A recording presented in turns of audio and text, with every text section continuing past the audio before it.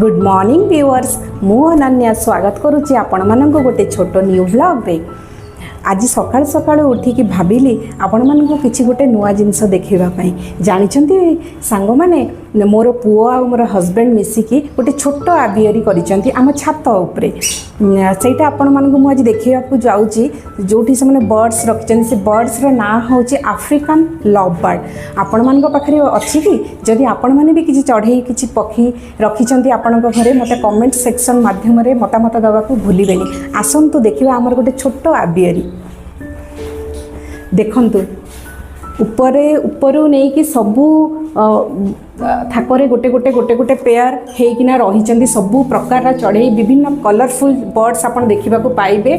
समस्ते देखंतु समस्ते पेयरिंग हेकिना रही एमाने बेबी भी दियंती। आपण मानको बेबी हेले मु निश्चय ब्लॉगिंग माध्यम रे देखे